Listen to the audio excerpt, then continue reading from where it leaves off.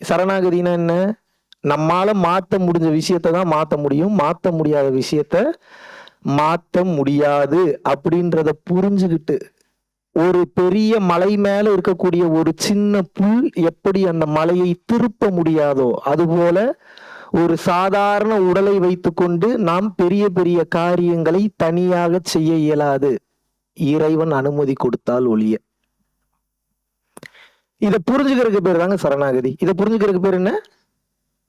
என்னால முடிஞ்சதுதான் என்னால முடியும், என்னால முடியாது என்னால முடியாது.